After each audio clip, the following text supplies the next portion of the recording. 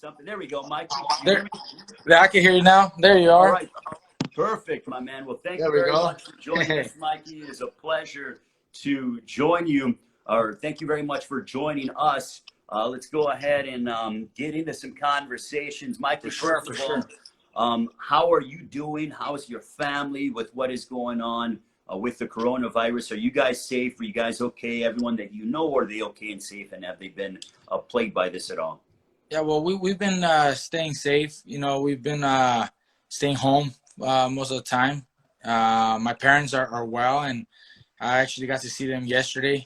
I had been quite a few, weeks without seeing my parents, but they came by to say hello. Yesterday was my daughter's birthday. My daughter's birthday turned 13. No, happy birthday to her. Yeah, thank you. So we're just here at home, just us. Everybody through phone calls and FaceTime and whatnot. But for the most part, we're okay. It's unfortunate, that we have to do things this way right now instead of getting together like we normally do as a joining together for a big party or whatever. But we do what we can right now to keep our spirits up. Well, Mikey, let's talk about your last fight that you had with Jesse Vargas. It was an excellent performance by you on February 29th. You knocked him down in the 5th, en route to the decision victory. What did you learn from that fight against Jesse Vargas down in Texas? Well, it was a good fight. He came in to win. He put up a great effort. He was complicating things with the height and reach, just like we expected. But once I started getting the timing and the rhythm of things, I felt more comfortable, and I was able to take control of the pace and the fight. And I hurt him, but he got back up. He fought back. He was always dangerous, So something that I could say I learned is that I'm obviously risking a lot more fighting at a welterweight division. Bigger guys can always be dangerous. I could definitely feel the size difference in the ring, but we got the win. We feel that that's all I need to do, to show everybody that I can be a key player at the welterweight limit.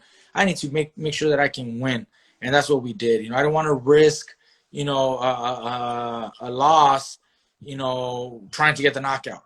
So we played safe. I think it was a good call, and I know I have the abilities to do so even at welterweight. Mikey, you have said that your father and your brother, Robert, obviously the esteemed trainer, former world champion, that they have said they feel your best weight is at 140.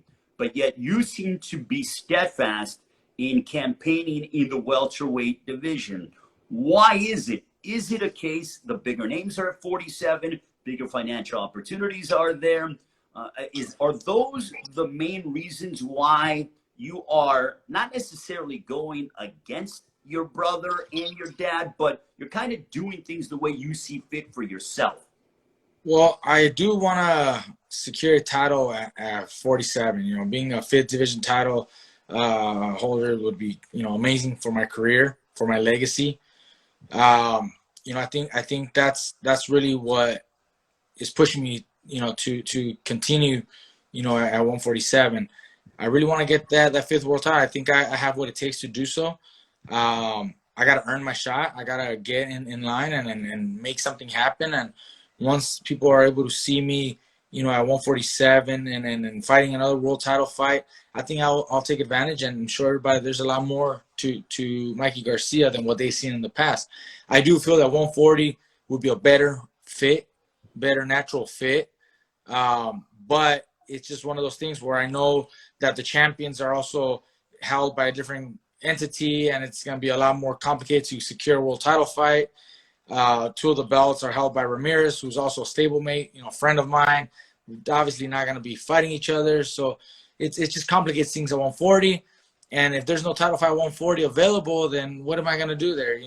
I'd rather secure and reach for a title at 147. And that would be unprecedented for you to be able to be a 5-division world champion. You've been a pro since 2006, going on your 14th year. Do you still have the same love for boxing? Do you still have the same, as they talk about, that fire in the belly that you had when you were, years ago when you were fighting at 26 and 30? Look, it's actually changed. It's a little funny that when I first started boxing, I didn't really have that love or that fire. It kind of was just like something to do, and I was good at it. It was natural. It's part of the family business. So here I am. But when I took the layoff and I went through my troubles, coming back kind of ignited that fire, that love. You know, it was taken away for a few years. Now that I have it back, there's a lot more I want to accomplish. There's so much more to show the world that I can be one of the best of this generation, of this era. And in order to do so, I got to challenge myself. I got to fight the world champions that are there and take on the biggest fights that people want to see me in. And so that's the funny part. Like I said, it's changed. Normally, a lot of times for the fighters, it's the other way around, where maybe as they get older, they lose that fire, they lose that passion. But for me, it was backwards. Now I have that passion. I'm not done. I'm excited. There's so much more I want to accomplish. I was looking forward to fighting, 3 times this year. That might not happen with the current